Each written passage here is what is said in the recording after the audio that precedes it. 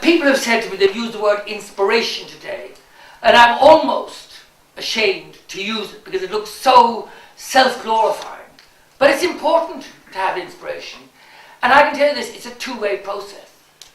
Perhaps I can inspire people. It seems as if I can. I feel I can. But the only reason I can is because I'm reflecting back to them the qualities they have. Because today, yesterday, the day before, and over the last 30 years of my life in public service, I've been inspired by the people of Ireland.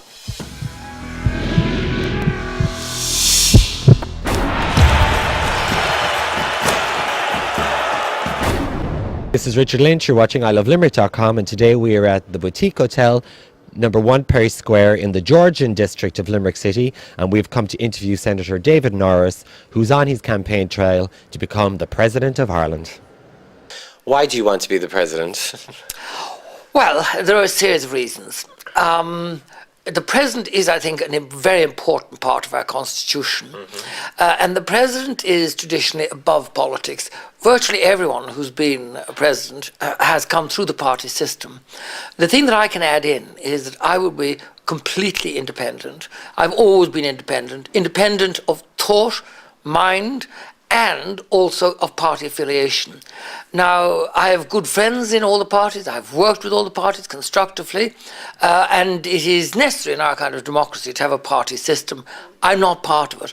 And I think in this time of political fatigue, people are a little bit disillusioned. They want somebody to whom they can look as an emblem, as an expression of the principles, the ideals, the things that makes us distinctively Irish. And I think as somebody who's completely independent of any party affiliation, I think I fill that role. And the other thing is I've been lucky to have known quite well the last two presidents. Mary Robinson, I entered college on the same day, we graduated the same day, she was my barrister, I was on her team when she got elected to the Senate first. I'm extremely proud that my signature is one of the 20 signatories that put her name forward for the presidency of Ireland. And Mary Robinson, as an advocate, as a politician, as a barrister, she was at the forefront of every social change.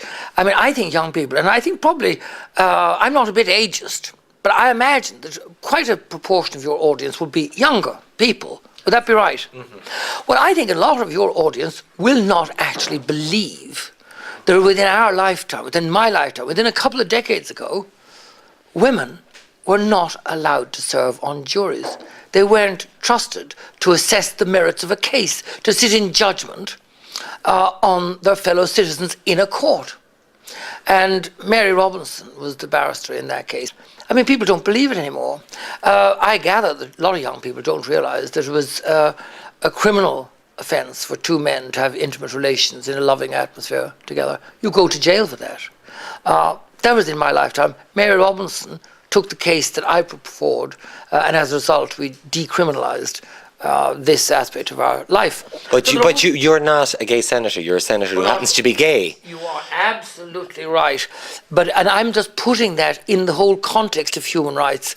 And just on that point, I was in the House, obviously, when Maura Geoghegan-Quinn put through the decriminalisation, and there was an attempt to put in some rather nasty discriminatory amendments in terms of age of consent and so on. And she listened, and she said at the end, she said, I've listened to these arguments. As Minister for Justice in an Irish Republic, I would need clear, cogent and factual reasons to introduce any measure of discrimination against an Irish citizen. As such have not been provided to me, I'm not accepting the amendments. That is the golden principle. That has nothing to do with homosexuality.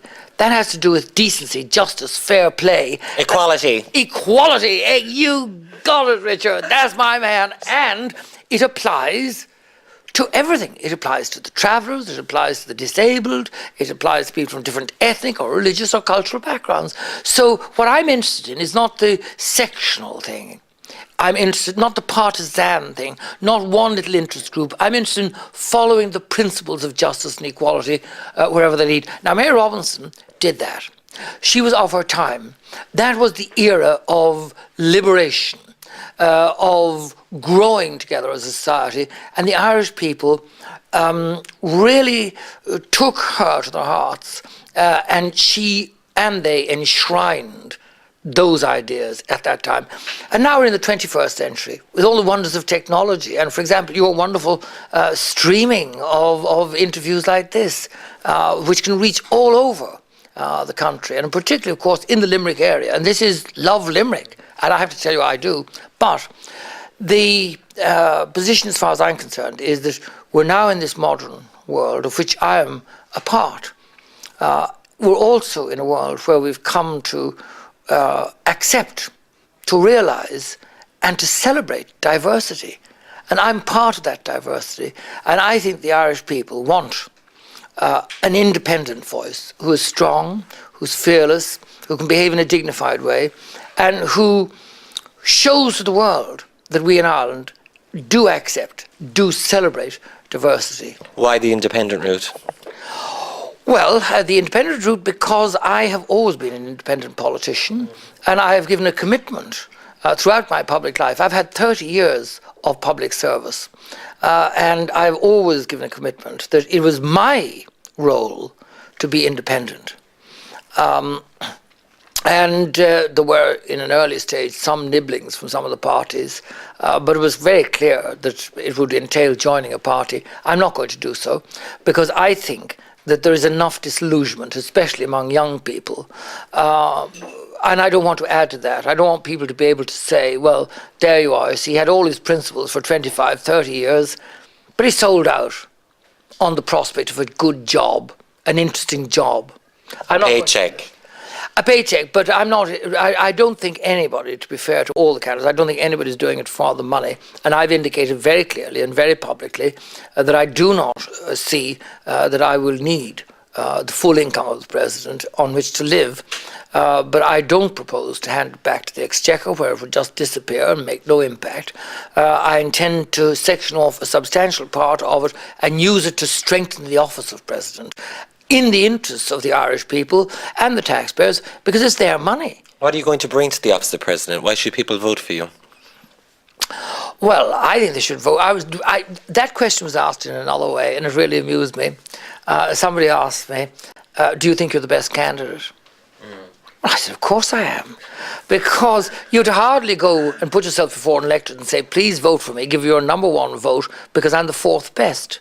I don't intend to denigrate any of the other candidates, but I think I offer something new, something fresh.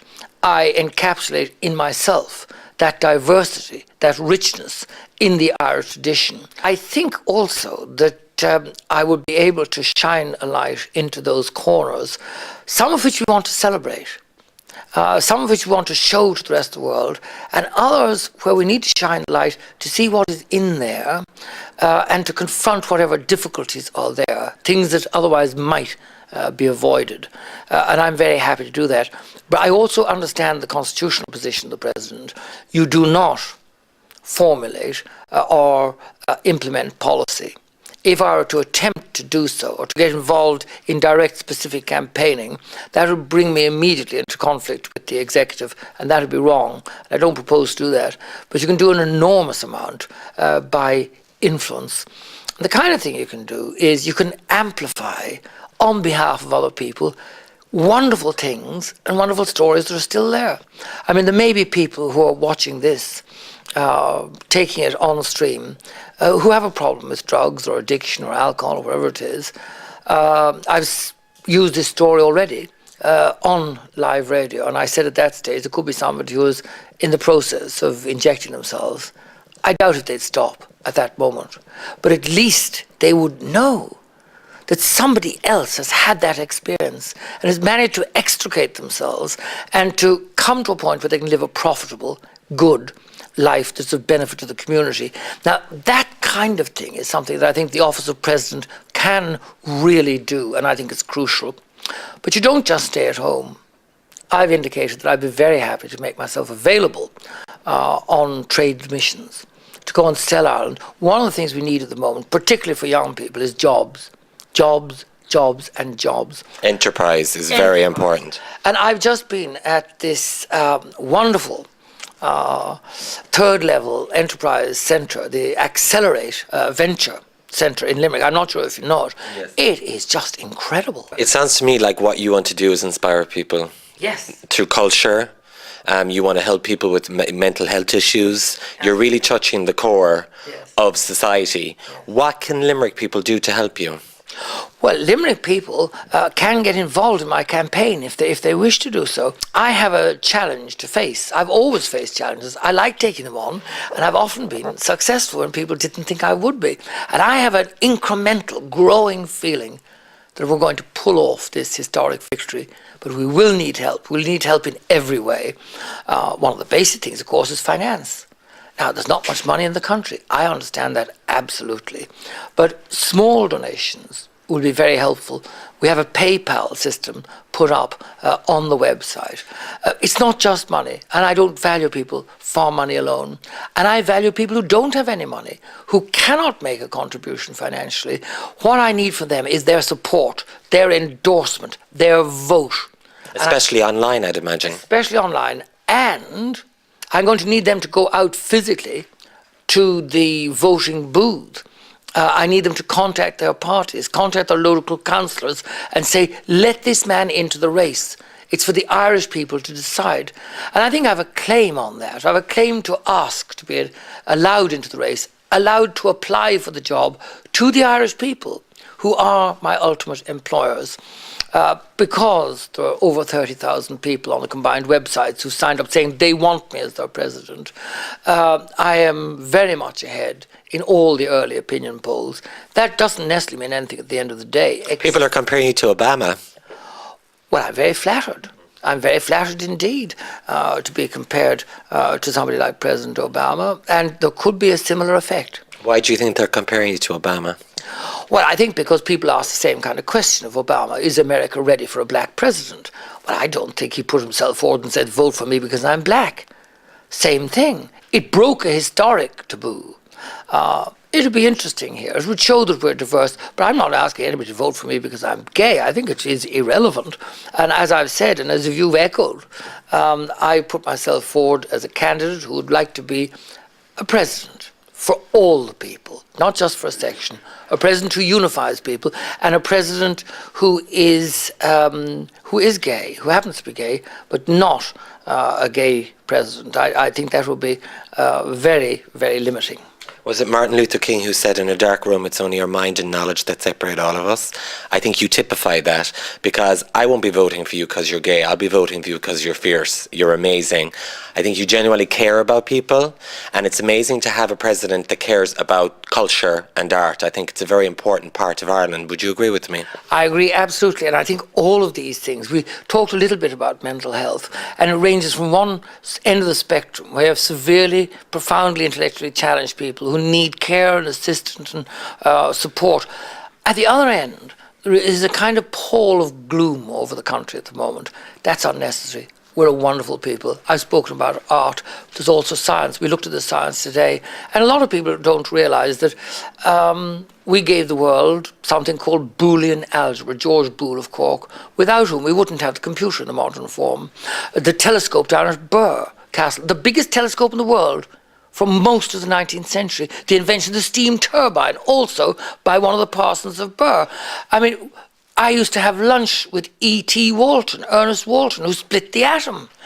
We designed the White House in America. We invented the submarine. I could go on. And then I come and This is the Irish? This is the Irish. We are just wonderful, and I can showcase that abroad, in America, in Canada, in Europe. And we can be proud again, as we have every right to be. Well, 2 + 2 = 7. United we stand, divided we fall. We have to get everyone to vote for you. You have our vote, and you have our support at I Love Limerick. This is the amazing Senator David Norris. This is Richard Lynch. You're watching ilovelimerick.com.